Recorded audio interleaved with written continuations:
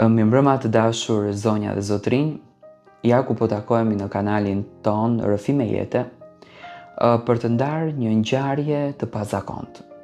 Një ngjarje që në fakt mua më ka tronditur. Ne kemi folë për fenomenin grua, ne kemi folë për fëmijë. Unë të paktën kam ngritur zërin për shumicën e ngjarjeve që ka ndodhur në shoqërinë tonë shqiptare, por çuditërisht këto ngjarje ndodhin edhe nëpër botë. Dhe pyetja ime më e madhe është kjo, se ku po shkon bota? Dhe çfarë po ndodh me njeriu, do të thënë me fenomenin njeri.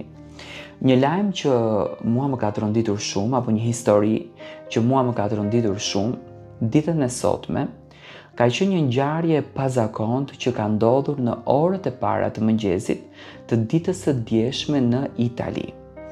Një nënë së bashku me 3 fëmijët e saj ka vendosur që t'i jep fund jetës së saj dhe të hidhet nga balkoni i banesës ku ajo ka jetuar. Ajo është hedhur së bashku me 3 fëmijët, ku 2 fëmijë kanë humbur jetën, së bashku dhe nëna, dhe një fëmijë, domethënë vajza 5 vjeçe, ka mbetur e gjallë, por është në gjendje shumë të rëndë shëndetësore, domethënë rrezik për jetën. Me patjetër që banorët janë tronditur, me patjetër që lagja është shokuar.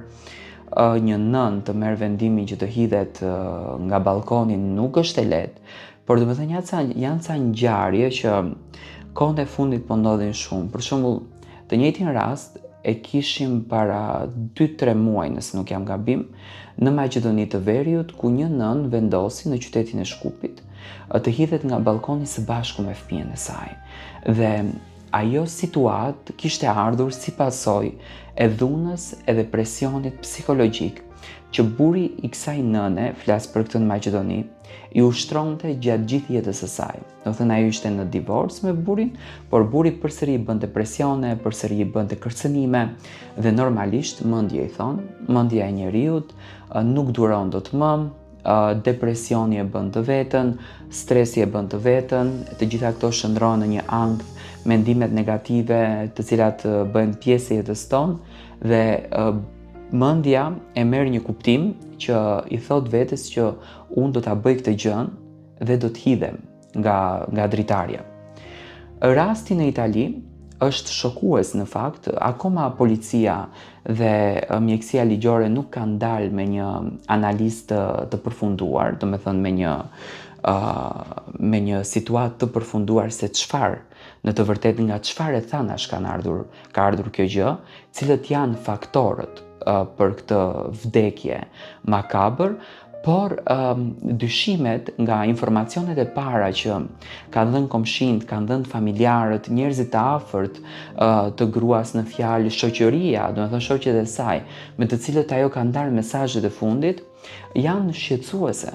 Domethënë ato tregojnë që gruaja, zonja italiane, pas ka bërë shtatzani në moshën 40, domethënë ka bërë lindje, në moshën 46 vjeçe, dhe nga lindja psikologjia e saj ka kaluar në depresion dhe i shndruar një ankth i tmerrshëm dhe ka detyruar që të hidhet nga balkoni apo nga dritarja. Tani, për mua ky fenomeni nuk është i kapshëm. Domethënë, unë e kuptoj që gratë pas lindjes kalojnë disa presione psikologjike, kanë shqetësime të ndryshme, sepse normal prej trupit të tyre del një trup dhe nuk është e lehtë derisa jeta e tyre të kthehet në normalitet, por nuk është ai faktori që ti të marrësh epitetin nën, që ti të gëzosh suksesin që ti ke arritur në jetë, sepse unë fëmijën e quaj sukses, dhe në fund të vendosësh të hidhesh nga dritarja.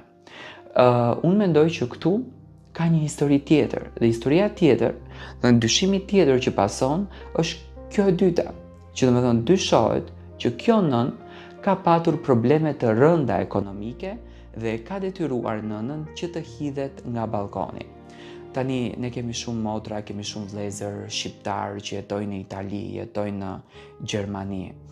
Dhe besojmë në jetën e tyre të luksit, besojmë në jetën e tyre të mirë, besojmë në ato institucione që kujdesen me lekë me të ardhura për fëmijët, Po si mundet kjo nën të ketë patur kaq probleme financiare, do me thënë kur shteti siguron gjithçka, apo lindën dyshimi dhe lindën pyetja se edhe atje ekziston padrejësia dhe nga një rrogë e mirë që ti mund të marrësh, nga një pagë e mirë që ti mund të kesh, nga një jetë e bukur që ti pretendon se mund ta bësh, ti mund të përfundosh edhe pa bukë fare dhe mund të hidhesh edhe nga balkoni, se presionet janë shumë të mëdha të jetës, do me thënë koha që ne kalojmë, vështirësi që ne kalojmë janë të tmerrshme dhe normal ndonjëherë na duhet që të marrim edhe vendime të cilat ndoshta, jo ndoshta, por janë një rrezik fatal për ne, por lëre për ne, por edhe për fëmijët. Tani dyshimi i tretë lidhet një histori e dytë e burrit të saj me një femër tjetër.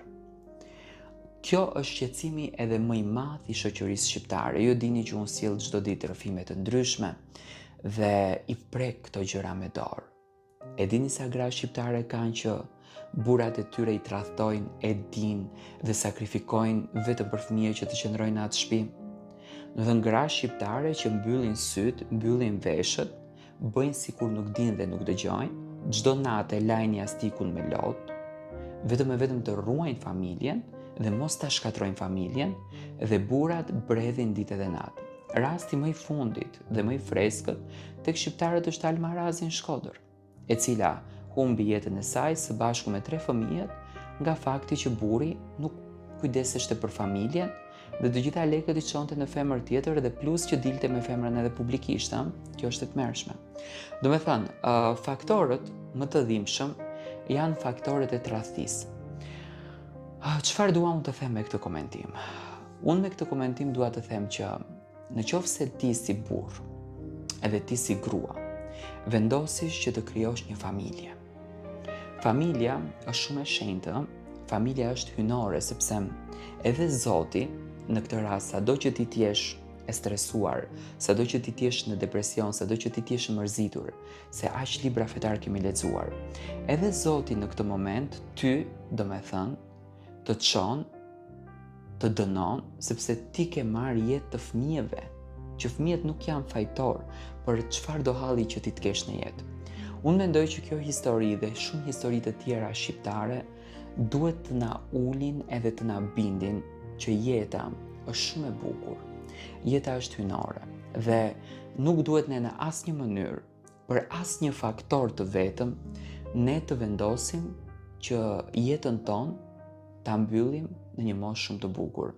Okej, ashtu e ka shkruar Zoti, po, por unë them ashtu na e shkruan edhe mendja. Rasti në Itali na rikujton plagët tona shqiptare, sepse të njëjta histori ne kemi jetuar në jetën tonë. Dhe ju goca të dashura, të cilat pretendoni që të lidheni me burra të martuar, duhet të mendoni që jeta është e shenjtë dhe mos shkatroni jetën e dikujt tjetër për një copë lumturie që në fund të ditës as lumturia juaja nuk është. Është thjesht një iluzion që ju e krijoni në kokën tuaj.